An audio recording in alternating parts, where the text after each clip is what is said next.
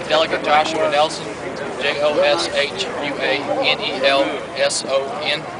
What's happening here today? This is what's called Stand with the Second. It's going on with conjunction with Gun Appreciation Day across America. Ours was kicking off at 9 o'clock because we wanted to be the first people in the United States to stand up for Americans' rights, constitutional rights to protect themselves and their families and hunt and own firearms. Point out.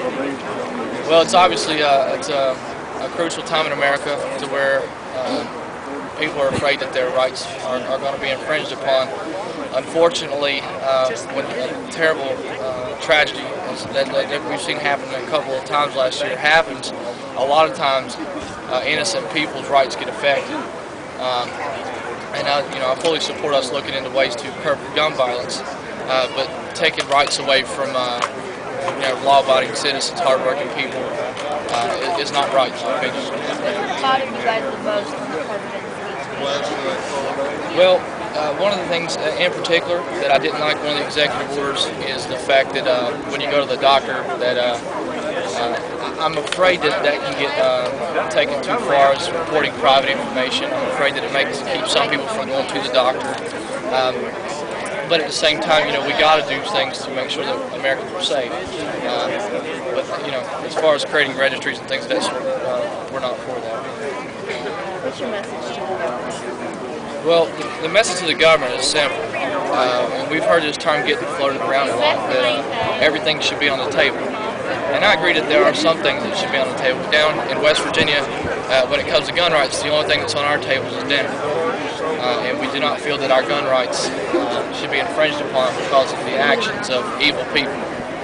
So do you think that full-on out so-called assault rifle should be completely legal? Well, what you're calling an assault rifle... so-called. An AR-15 is a scary-looking deer rifle.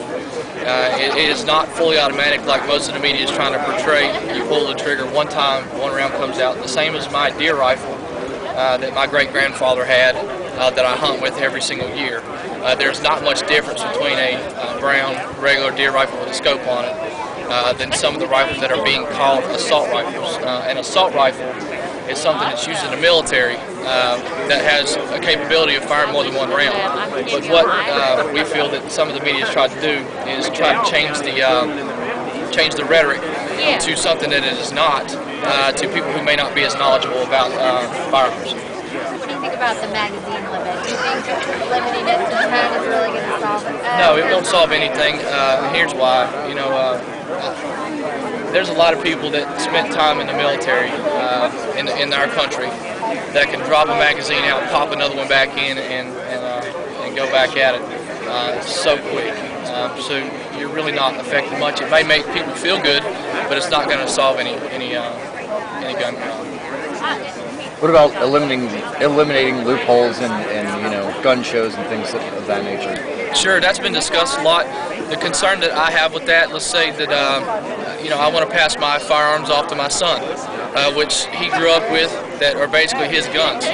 At that point, is my son going to have to go in a background check on something that he's had since he was very, very little? I don't think that's fair. Anything recently about Senator Manchin has been gone back and forth in his position. He calls it gun sense. He wants to see everything looked at. How do you feel about that? Senator Manchin has an A rating from the NRA, and I believe that if he is to infringe on West Virginians' rights to bear arms, that the people will have a problem with that when it comes time for the next election. But I will not speak on behalf of Senator Manchin. I'll leave that up to him.